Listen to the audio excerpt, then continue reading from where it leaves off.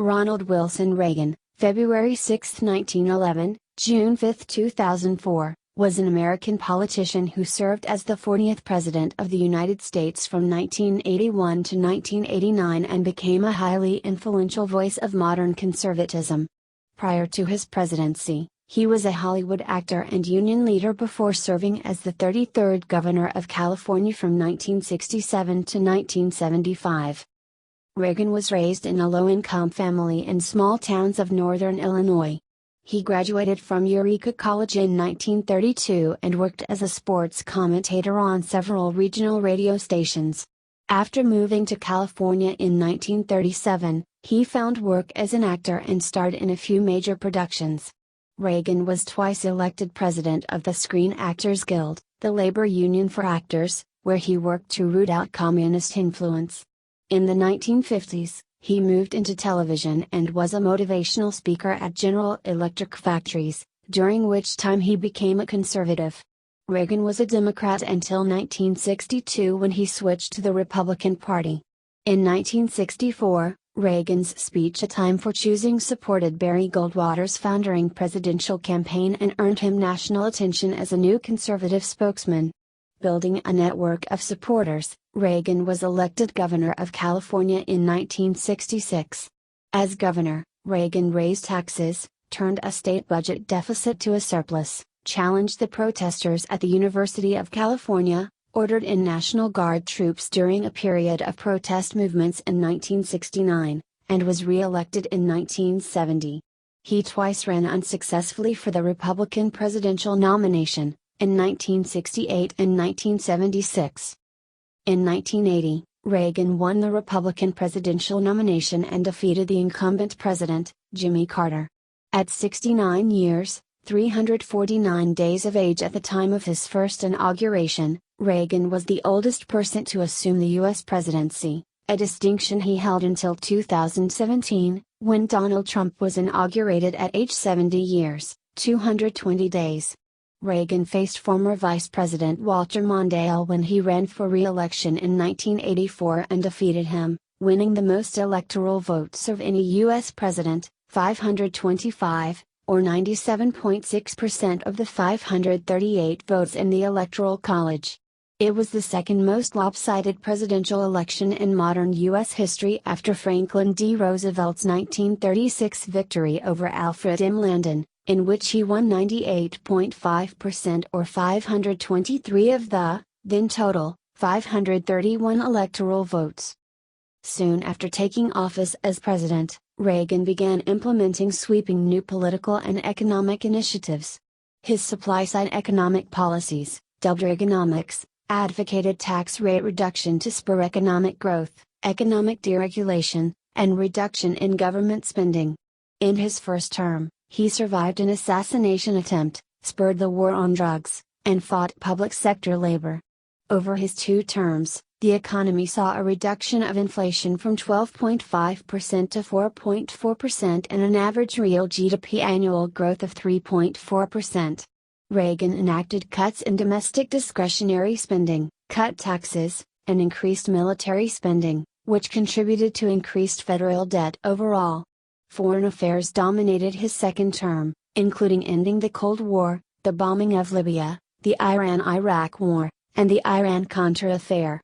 In June 1987, 4 years after he publicly described the Soviet Union as an evil empire, Reagan challenged Soviet General Secretary Mikhail Gorbachev to tear down this wall, during a speech at the Brandenburg Gate. He transitioned Cold War policy from détente to rollback by escalating an arms race with the USSR while engaging in talks with Gorbachev. The talks culminated in the INF Treaty, which shrank both countries' nuclear arsenals. Reagan began his presidency during the decline of the Soviet Union, which ultimately collapsed nearly 3 years after he left office. When Reagan left office in 1989, he held an approval rating of 68%, matching those of Franklin D. Roosevelt, and later Bill Clinton, as the highest ratings for departing presidents in the modern era. He was the first president since Dwight D. Eisenhower to serve 2 full terms after the 5 prior presidents did not. Although he had planned an active post-presidency, Reagan disclosed in November 1994 that he had been diagnosed with Alzheimer's disease earlier that year. Afterward, his informal public appearances became more infrequent as the disease progressed. He died at home on June 5, 2004. His tenure constituted a realignment toward conservative policies in the United States, and he is an icon among conservatives. Evaluations of his presidency among historians and the general public place him among the upper tier of American presidents. Early life. Ronald Wilson Reagan was born on February 6, 1911, in an apartment on the second floor of a commercial building in Tampico, Illinois. He was the younger son of Nell Clyde, née Wilson, 1883 to 1962, and Jack Reagan, 1883 to 1941. Jack was a salesman and storyteller whose grandparents were Irish Catholic immigrants from County Tipperary, while Nell was of English, Irish and Scottish descent. Reagan's older brother, Neil Reagan, 1908 to 1996, became an advertising executive. Reagan's father nicknamed his son Dutch, due to his fat little Dutchman-like appearance and Dutch boy haircut. The nickname stuck with him throughout his youth. Reagan's family briefly lived in several towns and cities in Illinois, including Monmouth, Galesburg, and Chicago. In 1919, they returned to Tampico and lived above the H.C. Penney variety store until finally settling in Dixon, Illinois. After his election as president, Reagan lived in the upstairs White House private quarters, and he would quip that he was living above the store again. Religion. Ronald Reagan wrote that his mother always expected to find the best in people and often did. She attended the Disciples of Christ Church regularly and was active, and very influential, within it. She frequently led Sunday school services and gave the Bible readings to the congregation during the services. A firm believer in the power of prayer, she led prayer meetings at church and was in charge of midweek prayers when the pastor was out of town. She was also an adherent of the social gospel movement. Her strong commitment to the church is what induced her son Ronald to become a Protestant Christian rather than a Roman Catholic like his father. He also stated that she strongly influenced his own beliefs. "I know that she planted that faith very deeply in me." Reagan identified himself as a born-again Christian. Reagan had a particularly strong faith in the goodness of people. This faith stemmed from the optimistic faith of his mother and the Disciples of Christ faith, into which he was baptized in 1922. For that period, which was long before the Civil Rights Movement, Reagan's opposition to racial discrimination was unusual. He recalled the time when his college football team was staying at a local hotel which would not allow two black teammates to stay there, and he invited them to his parents' home 15 miles, 24 kilometers, away in Dixon. His mother invited them to stay overnight and have breakfast the next morning. His father was strongly opposed to the Ku Klux Klan due to his Catholic heritage, but also due to the Klan's anti-Semitism and anti-black racism. After becoming a prominent actor, Reagan gave speeches in favor of racial equality following World War II. Formal education. Reagan attended Dixon High School, where he developed interests in acting, sports, and storytelling. His first job involved working as a lifeguard at the Rock River in Laurel Park in 1927. Over 6 years, Reagan performed 77 rescues. He attended Eureka College, a disciples-oriented liberal arts school, where he became a member of the Tau Kappa Epsilon fraternity, a cheerleader. He was an indifferent student, majored in economics and sociology and graduated with a C grade. He developed a reputation as a jack of all trades, excelling in campus politics, sports, and theater. He was a member of the football team and captain of the swim team. He was elected student body president and participated in student protests against the college president. Entertainment career. Radio and film. After graduating from Eureka in 1932, Reagan took jobs in Iowa as a radio announcer at several stations. He moved to WHO Radio in Des Moines as an announcer for Chicago Cubs baseball games. His specialty was creating play-by-play accounts of games using only basic descriptions that the station received by wire as the games were in progress. While traveling with the Cubs in California in 1937, Reagan took a screen test that led to a 7-year contract with Warner Brothers Studios. He spent the first few years of his Hollywood career in the B-film unit, where, Reagan joked, the producers didn't want them good, they wanted them Thursday. He earned his first screen credit with a starring role in the 1937 movie Love Is on the Air, and by the end of 1939, he had already appeared in 19 films, including Dark Victory with Bette Davis and Humphrey Bogart. Before the film Santa Fe Trail with Errol Flynn in 1940, he played the role of George the Gipper Jip in the film New Jockney, All-American. From it, he acquired the lifelong nickname the Gipper. In 1941, exhibitors voted him the fifth most popular star from the younger generation in Hollywood. Reagan played his favorite acting role in 1942's King's Row, where he plays a double amputee who recites the line "Where's the rest of me?" later used as the title of his 1965 autobiography. Many film critics considered King's Row to be his best movie, though the film was condemned by the New York Times critic Bosley Crowther. King's Row made Reagan a star. Warner immediately tripled his salary to $3,000 a week. Early in 1942, he was ordered to military active duty in San Francisco and never became a true film star. After his wartime military service, he co-starred in such films as The Voice of the Turtle, John Loves Mary, The Hasty Heart, Bedtime for Bonzo, Cattle Queen of Montana, Tennessee's Partner, Hellcats of the Navy, the only film in which he appears with Nancy Reagan, and the 1964 remake The Killers, his final film. Throughout his film career, Reagan's mother answered much of his fan mail. Military service. After completing 14 home study Army extension courses, Reagan enlisted in the Army Enlisted Reserve and was commissioned a second lieutenant in the Officers Reserve Corps of the Cavalry on May 25, 1937. On April 18, 1942, Reagan was ordered to active duty for the first time. Due to his poor eyesight, he was classified for limited service only, which excluded him from serving overseas. His first assignment was at the San Francisco Port of Embarkation at Fort Mason, California, as liaison officer of the Port and Transportation Office. Upon the approval of the Army Air Forces, AAF, he applied for a transfer from the cavalry to the AF on May 15, 1942, and was assigned to AF Public Relations and subsequently to the 1st Motion Picture Unit, officially, the 18th AF Base Unit, in Culver City, California.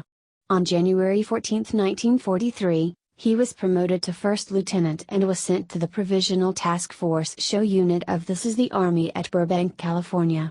He returned to the 1st Motion Picture Unit after completing this duty and was promoted to captain on July 22, 1943. In January 1944, Reagan was ordered to temporary duty in New York City to participate in the opening of the 6th War Loan Drive, which campaigned for the purchase of war bonds. He was reassigned to the 1st Motion Picture Unit on November 14, 1944, where he remained until the end of World War II. By the end of the war, his units had produced some 400 training films for the Air Force, including cockpit simulations for B-29 crews scheduled to bomb Japan. He was separated from active duty on December 9, 1945, as an Army captain. While he was in the service, Reagan obtained a film reel depicting the liberation of the Auschwitz concentration camp. He held onto it, believing that doubts would someday arise as to whether the Holocaust had occurred. Screen Actors Guild Presidency. Reagan was first elected to the board of directors of the Screen Actors Guild, SAG, in 1941, serving as an alternate member. After World War II, he resumed service and became third vice president in 1946. When the SAG president and 6 board members resigned in March 1947 due to the union's new bylaws on conflict of interest, Reagan was elected president in a special election.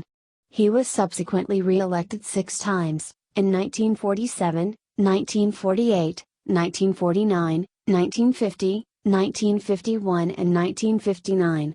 He led the SAG through implementing the 1947 Taft-Hartley Act, various labor management disputes, and the Hollywood blacklist era. First instituted in 1947 by studio executives who agreed that they would not employ anyone believed to be or to have been communists or sympathetic with radical politics, The blacklist grew steadily larger during the early 1950s as the U.S. Congress continued to investigate domestic political subversion. A fervent anti-communist, Reagan testified before the House Un-American Activities Committee in 1947 that a small clique within the SAG was using communist-like tactics in attempting to steer Union policy, but that he did not know if those, unnamed, members were communists or not, and that regardless, he believed the Union had them under control. Additionally, he reaffirmed his personal commitment to democratic principles, stating, "I never as a citizen want to see our country become urged, by either fear or resentment of this group, that we ever compromise with any of our democratic principles through that fear or resentment." Also during his tenure, Reagan was instrumental in securing residuals for television actors when their episodes were rerun, and later, for motion picture actors when their studio films aired on TV. FBI informant. In 1946, Reagan served on the National Board of Directors for the Independent Citizens Committee of the Arts, Sciences and Professions, CASP, and had been a member of its Hollywood chapter. His attendance at a July 10, 1946, meeting of CASP brought him to the attention of the FBI, which interviewed him on April 10, 1947, in connection with its investigation into CASP. 4 decades later it was revealed that, during the late 1940s, Reagan, under the code name T-10, and his then-wife, Jane Wyman, provided the FBI with the names of actors within the motion picture industry whom they believed to be communist sympathizers.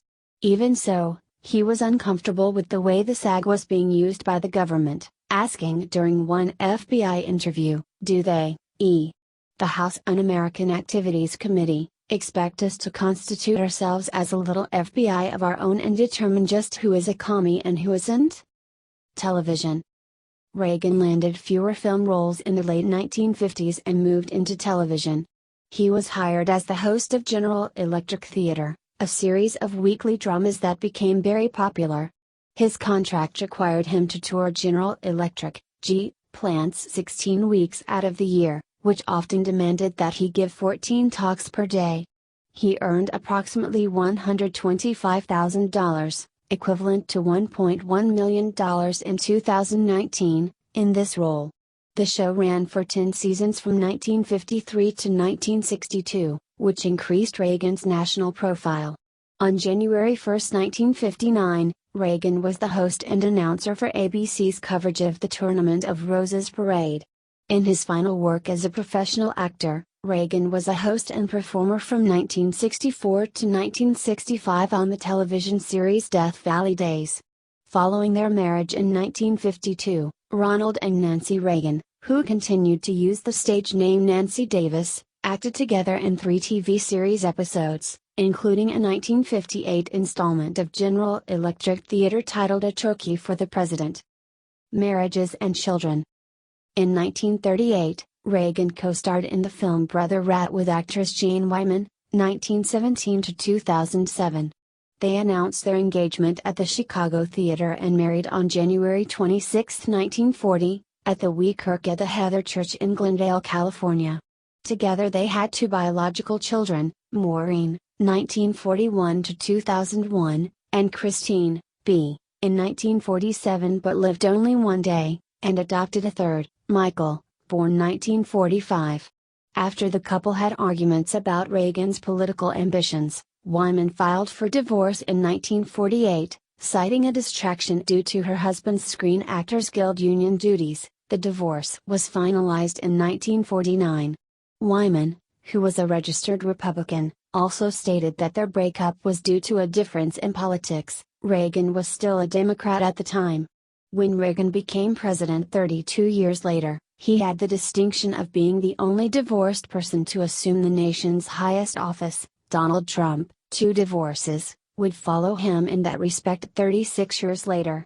Reagan and Wyman continued to be friends until his death, with Wyman voting for Reagan in both his runs and, upon his death, saying America has lost a great president and a great, kind, and gentle man. Reagan met actress Nancy Davis, 1921 to 2016, in 1949 after she contacted him in his capacity as president of the Screen Actors Guild. He helped her with issues regarding her name appearing on a communist blacklist in Hollywood. She had been mistaken for another Nancy Davis. She described their meeting by saying, "I don't know if it was exactly love at first sight, but it was pretty close." They were engaged at Chasen's restaurant in Los Angeles and were married on March 4, 1952, at the Little Brown Church in the Valley, North Hollywood, now Studio City, San Fernando Valley. Actor William Holden served as best man at the ceremony. They had 2 children, Patty, born 1952, and Ronald Ron, born 1958. The couple's relationship was close, authentic and intimate. During his presidency, they often displayed affection for one another. One press secretary said, "They never took each other for granted. They never stopped courting. He often called her Mommy, and she called him Ronnie." He once wrote to her, "Whatever I treasure and enjoy, all would be without meaning if I didn't have you." In 1998, while he was stricken by Alzheimer's, Nancy told Vanity Fair, "Our relationship is very special. We were very much in love and still are. When I say my life began with Ronnie, well, it's true. It did. I can't imagine life without him." Nancy Reagan died on March 6, 2016, at the age of 94. Early political career. Reagan began as a Hollywood Democrat, and Franklin D. Roosevelt was a true hero to him. He moved to the right wing in the 1950s, became a Republican in 1962, and emerged as a leading conservative spokesman in the Goldwater campaign of 1964. In his early political career, he joined numerous political committees with a left-wing orientation, such as the American Veterans Committee. He fought against Republican-sponsored right-to-work legislation and supported Helen Gahagan Douglas in 1950 when she was defeated for the Senate by Richard Nixon. It was his realization that communists were a powerful backstage influence in those groups that led him to rally his friends against them. At rallies, Reagan frequently spoke with a strong ideological dimension. In December 1945, he was stopped from leading an anti-nuclear rally in Hollywood by pressure from the Warner Brothers studio. He would later make nuclear weapons a key point of his presidency when he specifically stated his opposition to mutually assured destruction. Reagan also built on previous efforts to limit the spread of nuclear weapons. In the 1948 presidential election, Reagan strongly supported Harry S. Truman and appeared on stage with him during a campaign speech in Los Angeles. In the early 1950s, his relationship with actress Nancy Davis grew, and he shifted to the right when he endorsed the presidential candidacies of Dwight D. Eisenhower, 1952 and 1956, and Richard Nixon, 1960. Reagan was hired by General Electric, GE, in 1954 to host the General Electric Theater, a weekly TV drama series. He also traveled across the country to give motivational speeches to over 200,000 GE employees. His many speeches, which he wrote himself, were nonpartisan but carried a conservative, pro-business message. He was influenced by Linwell Bowware, a senior GE executive. Bowware, known for his tough stance against unions and his innovative strategies to win over workers, championed the core tenets of modern American conservatism: free markets, anti-communism, lower taxes, and limited government. Eager for a larger stage, but not allowed to enter politics by GE, he quit and formally registered as a Republican. He often said, "I didn't leave the Democratic Party. The party left me." When the legislation that would become Medicare was introduced in 1961, he created a recording for the American Medical Association, AMA, warning that such legislation would mean the end of freedom in America. Reagan said that if his listeners did not write letters to prevent it, "We will awake to find that we have socialism. And if you don't do this, and if I don't do it, one of these days, you and I are going to spend our sunset years telling our children, and our children's children, what it once was like in America when men were free." Other Democratic initiatives he opposed in the 1960s included the food stamp program, raising the minimum wage, and the establishment of the Peace Corps. He also joined the National Rifle Association, NRA, and would become a lifetime member. Reagan gained national attention in his speeches for conservative presidential contender Barry Goldwater in 1964. Speaking for Goldwater, Reagan stressed his belief in the importance of smaller government.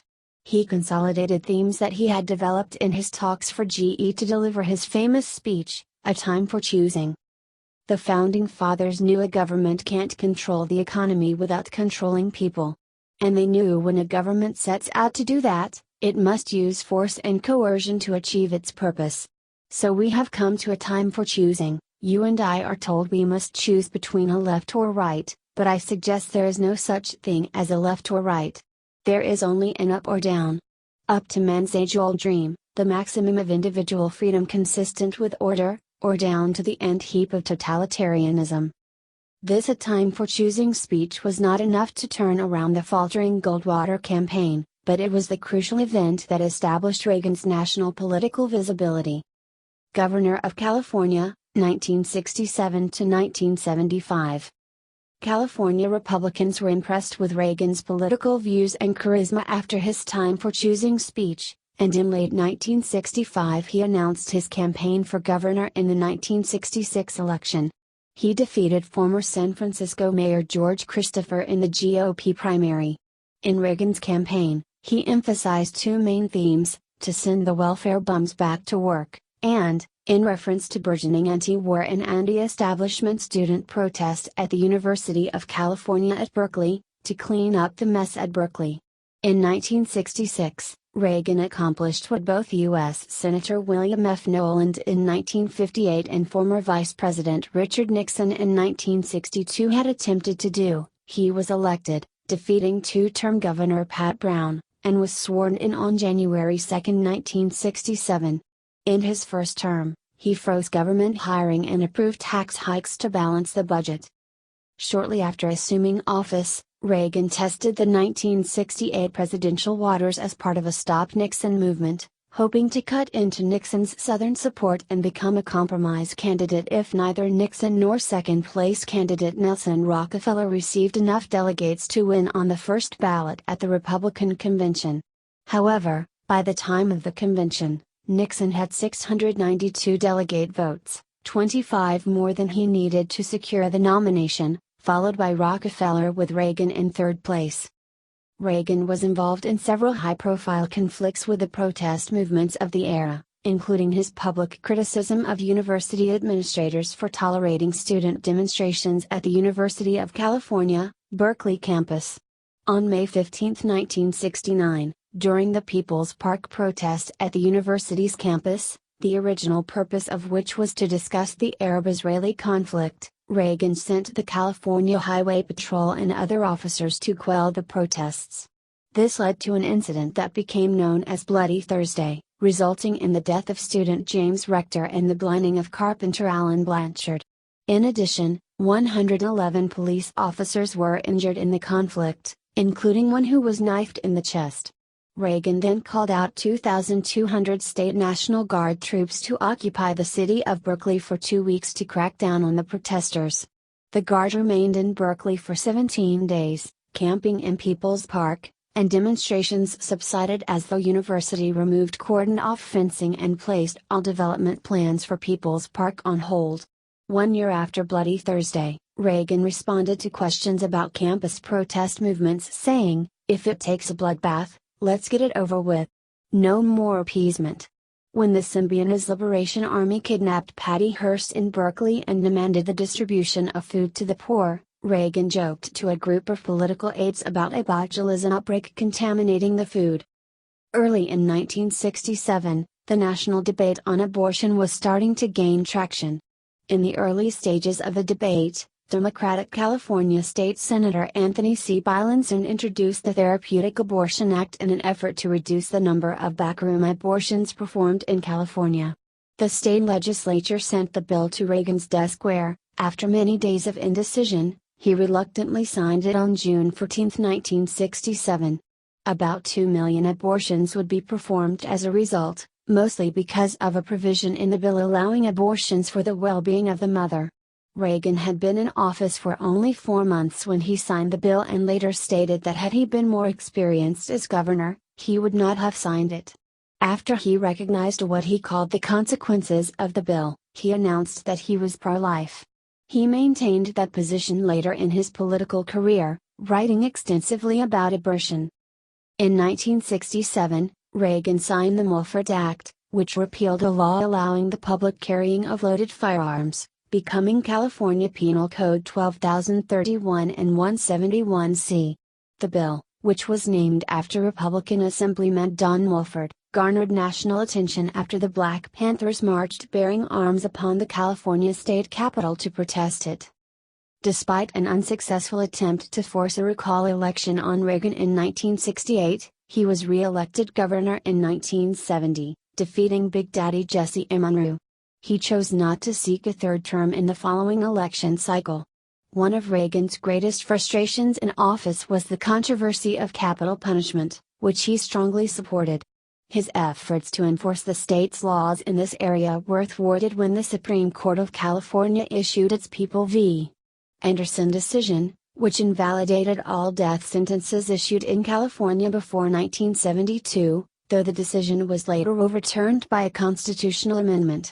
The only execution during Reagan's governorship was on April 12, 1967, when Aaron Mitchell's sentence was carried out by the state in San Quentin's gas chamber.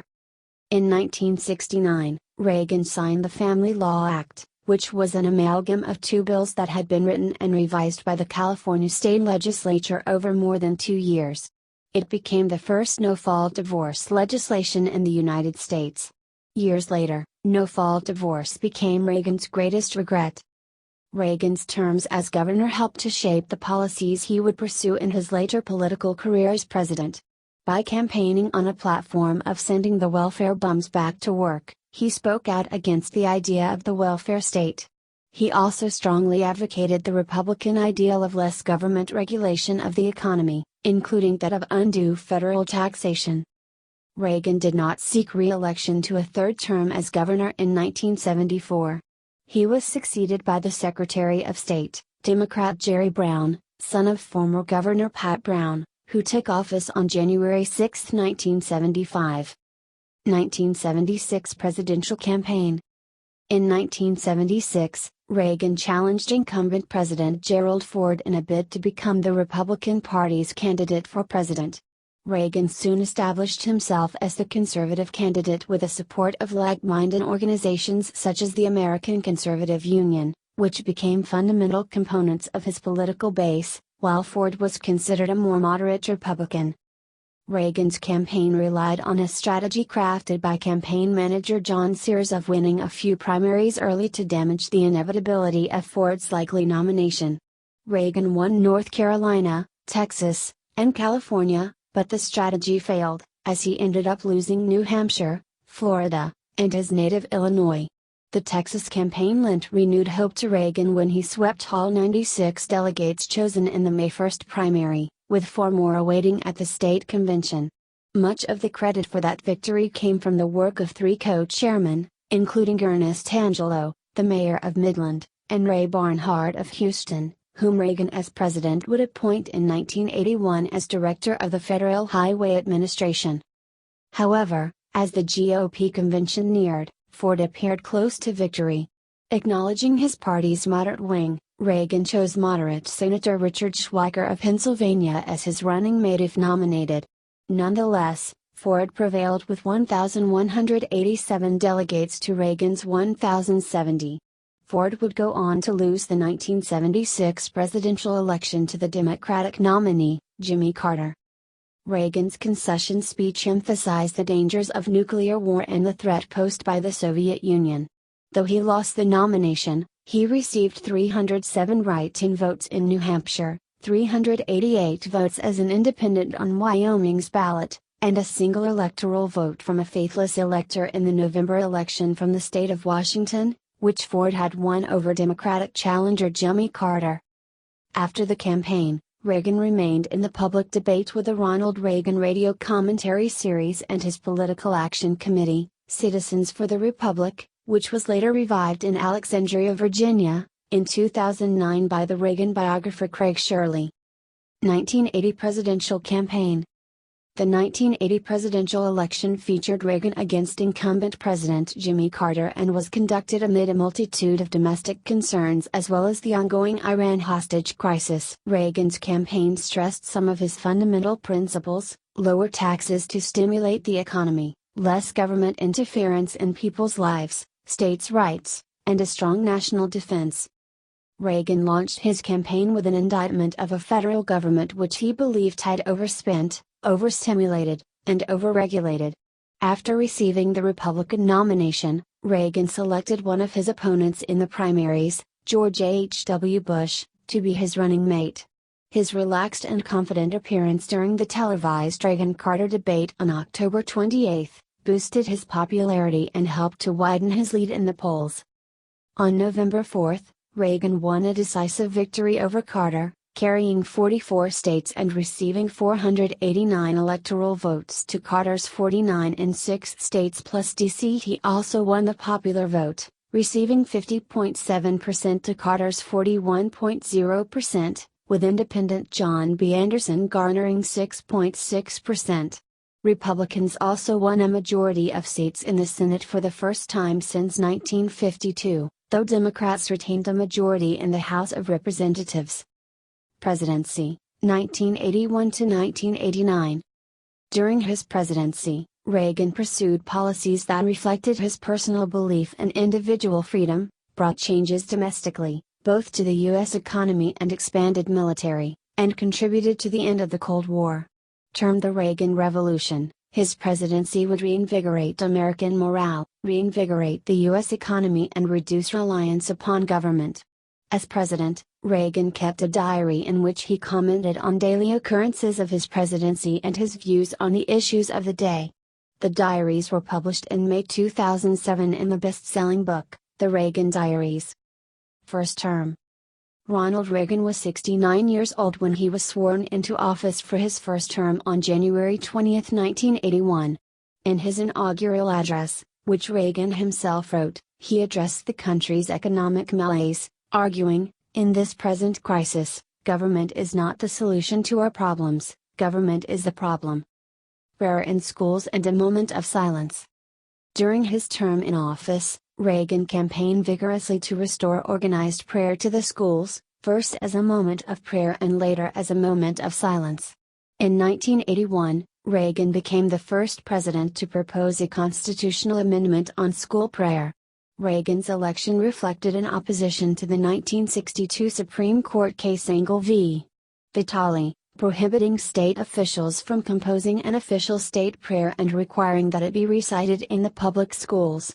Reagan's 1981 proposed amendment stated, "Nothing in this Constitution shall be construed to prohibit individual or group prayer in public schools or other public institutions.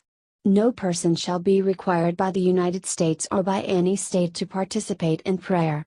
In 1984, Reagan again raised the issue, asking Congress why can't the freedom to acknowledge God be enjoyed again by children in every schoolroom across this land?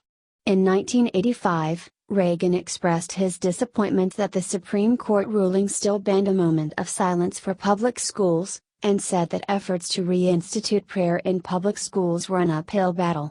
In 1987, Reagan renewed his call for Congress to support voluntary prayer in schools and end the expulsion of God from America's classrooms. Assassination attempt. On March 30, 1981, shortly into his new administration, Reagan, his press secretary James Brady, Washington police officer Thomas Delahanty, and Secret Service agent Tim McCarthy were struck by gunfire from would-be assassin John Hinckley Jr. outside the Washington Hilton Hotel. Although close to death upon arrival at George Washington University Hospital, Reagan was stabilized in the emergency room, then underwent emergency exploratory surgery. He recovered and was released from the hospital on April 11, becoming the first serving U.S. president to survive being shot in an assassination attempt. The attempt had a significant influence on Reagan's popularity. Polls indicated his approval rating to be around 73%. Reagan believed that God had spared his life so that he might go on to fulfill a higher purpose. Air traffic controllers strike. In August 1981, PATCO, the Union of Federal Air Traffic Controllers, went on strike, violating a federal law prohibiting government unions from striking. Declaring the situation an emergency as described in the 1947 Taft-Hartley Act, Reagan stated that if the air traffic controllers do not report for work within 48 hours, they have forfeited their jobs and will be terminated. They did not return, and on August 5, Reagan fired 11,345 striking air traffic controllers who had ignored his order and used supervisors and military controllers to handle the nation's commercial air traffic until new controllers could be hired and trained. A leading reference work on public administration concluded, the firing of PATCO employees not only demonstrated a clear resolve by the president to take control of the bureaucracy, but it also sent a clear message to the private sector that unions no longer needed to be feared. Reaganomics and the economy. During Jimmy Carter's last year in office, 1980, inflation averaged 12.5%, compared with 4.4% during Reagan's last year in office, 1988. During Reagan's administration, the unemployment rate declined from 7.5% to 5.4%, with the rate reaching highs of 10.8% in 1982 and 10.4% in 1983, averaging 7.5% over the 8 years, and real GDP growth averaged 3.4% with a high of 8.6% in 1983, while nominal GDP growth averaged 7.4%, and peaked at 12.2% in 1982.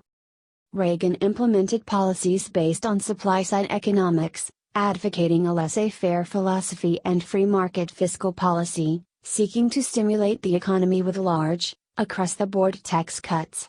He also supported returning the United States to some sort of gold standard and successfully urged Congress to establish the U.S. Gold Commission to study how one could be implemented.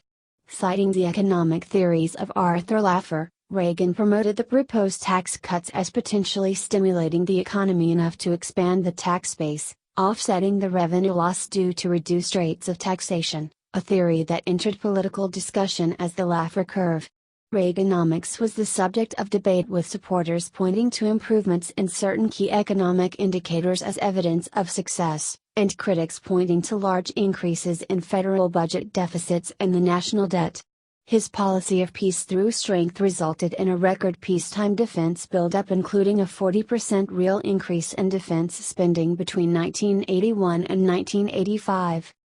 During Reagan's presidency, federal income tax rates were lowered significantly with the signing of the Economic Recovery Tax Act of 1981, which lowered the top marginal tax bracket from 70% to 50% over 3 years, as part of a May 10, 2010 plan, and the lowest bracket from 14% to 11%.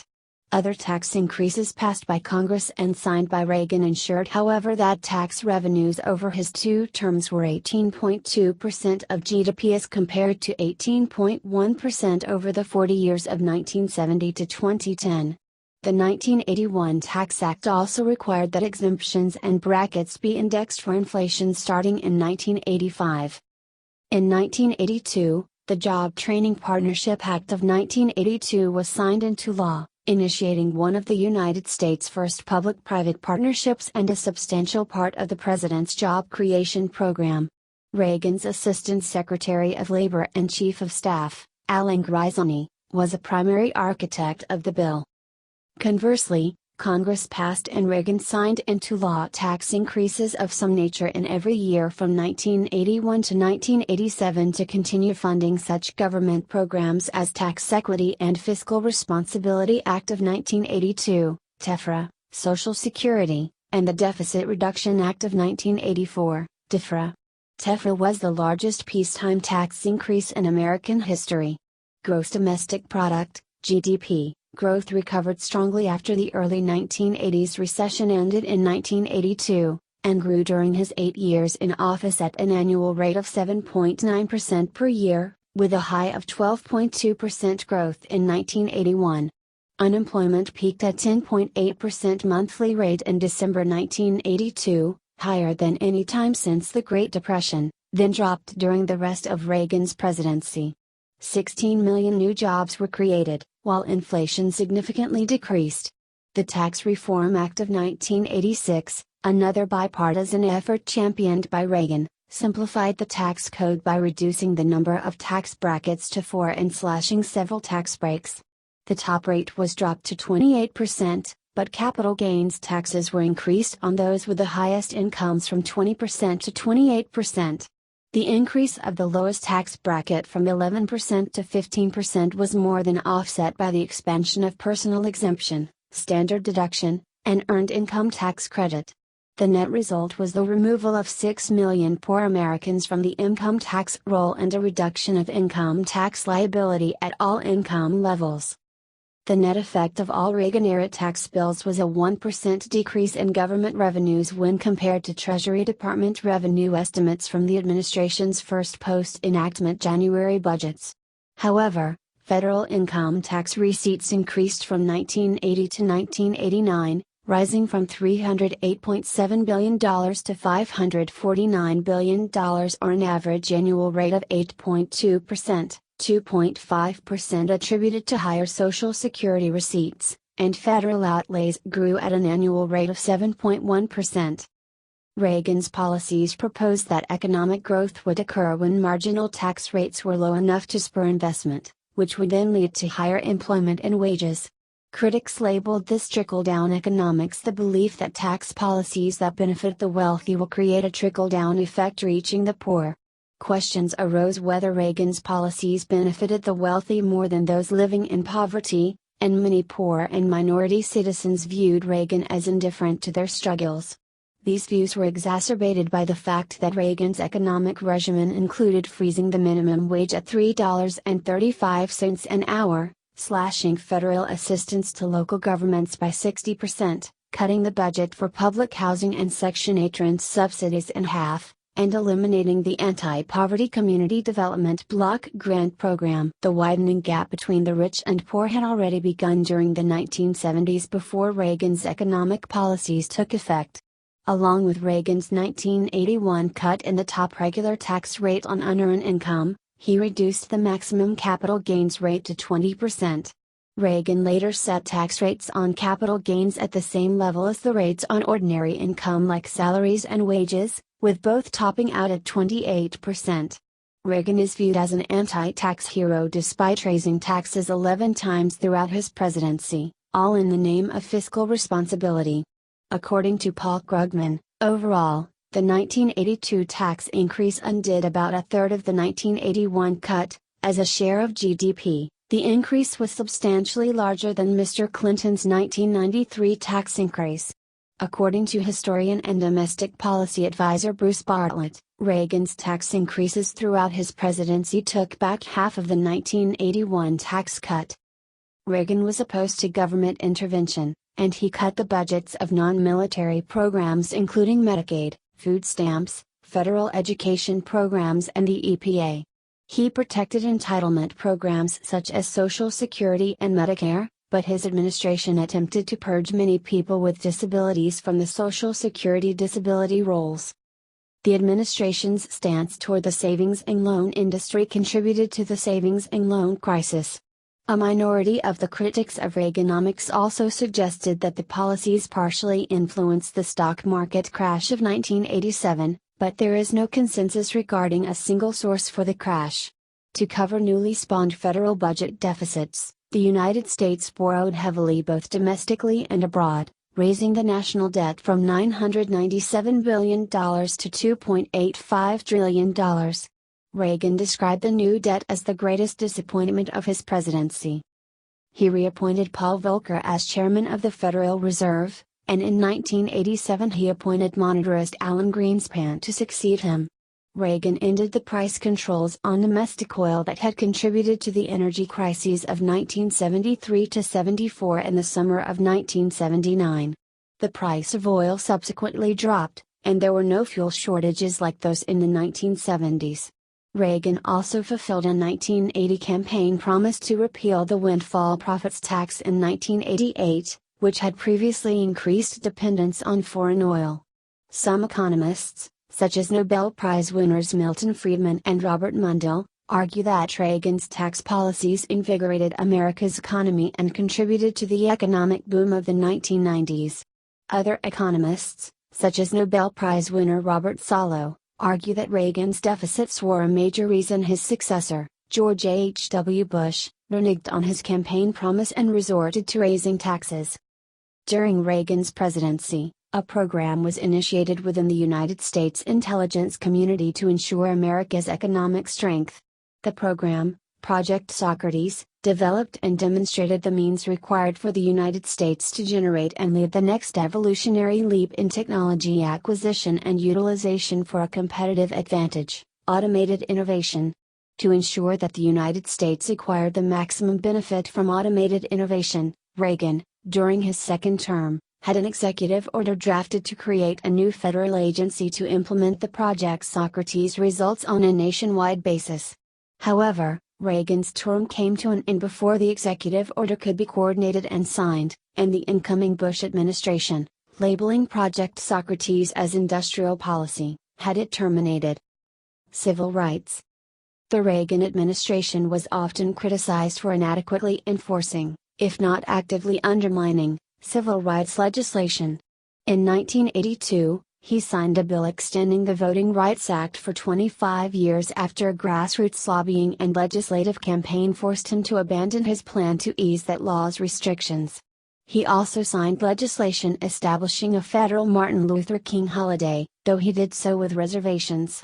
In 1988, he vetoed the Civil Rights Restoration Act, but his veto was overridden by Congress. Reagan had argued that the legislation infringed on states' rights and the rights of churches and business owners. Escalation of the Cold War. Reagan escalated the Cold War, accelerating a reversal from the policy of détente that began during the Carter administration, following the Afghan War Revolution and subsequent Soviet invasion. He ordered a massive buildup of the United States armed forces and implemented new policies that were directed towards the Soviet Union. He revived the B-1 Lanza program that had been cancelled by the Carter administration, and he produced the MX missile. In response to Soviet deployment of the SS-20, Reagan oversaw NATO's deployment of the Pershing missile in West Germany. In 1982, Reagan tried to cut off Moscow's access to hard currency by impeding its proposed gas line to Western Europe. It hurt the Soviet economy, but it also caused ill will among American allies in Europe who counted on that revenue. Reagan retreated on this issue. In 1984, journalist Nicholas Lemon interviewed Secretary of Defense Caspar Weinberger and summarized the strategy of the Reagan administration to roll back the Soviet Union. Their society is economically weak, and it lacks the wealth, education, and technology to enter the information age. They have thrown everything into military production, and their society is starting to show terrible stress as a result. They can't sustain military production the way we can. Eventually it will break them, and then there will be just one superpower in a safe world, if, only if, we can keep spending. Lemon noted that when he wrote that in 1984, he thought the Reaganites were living in a fantasy world.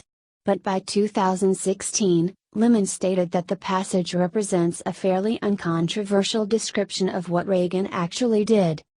Reagan and the United Kingdom's Prime Minister Margaret Thatcher both denounced the Soviet Union in ideological terms. In a famous address on June 8, 1982, to the Parliament of the United Kingdom in the Royal Gallery of the Palace of Westminster, Reagan said, "The forward march of freedom and democracy will leave Marxism-Leninism on the ash heap of history." On March 3, 1983, he predicted that communism would collapse, stating, "Communism is another sad, bizarre chapter in human history whose last pages even now are being written." In a speech to the National Association of Evangelicals on March 8, 1983, Reagan called the Soviet Union an evil empire. After Soviet fighters downed Korean Airlines Flight 007 near Monaran Island on September 1, 1983, carrying 269 people, including Georgia Congressman Larry McDonald, Reagan labeled the act a massacre and declared that the Soviets had turned against the world and the moral precepts which guide human relations among people everywhere. The Reagan administration responded to the incident by suspending all Soviet passenger air service to the United States and dropped several agreements being negotiated with the Soviets, wounding them financially. As a result of the shootdown, and the cause of Cal 007's going astray thought to be inadequacies related to its navigational system, Reagan announced on September 16, 1983, that the Global Positioning System would be made available for civilian use, free of charge, once completed in order to avert similar navigational errors in future. Under a policy that came to be known as the Reagan Doctrine, Reagan and his administration also provided overt and covert aid to anti-communist resistance movements in an effort to roll back Soviet-backed communist governments in Africa, Asia, and Latin America. However, in a break from the Carter administration's policy of arming Taiwan under the Taiwan Relations Act, Reagan also agreed with the communist government in China to reduce the sale of arms to Taiwan. Reagan deployed the CIA's Special Activities Division to Afghanistan and Pakistan. They were instrumental in training, equipping and leading Mujahideen forces against the Soviet Army. President Reagan's Covert Action Program has been given credit for assisting in ending the Soviet occupation of Afghanistan, though some of the United States-funded armaments introduced then would later pose a threat to U.S. troops in the 2001 war in Afghanistan. The CIA also began sharing information with the Iranian government which it was secretly courting.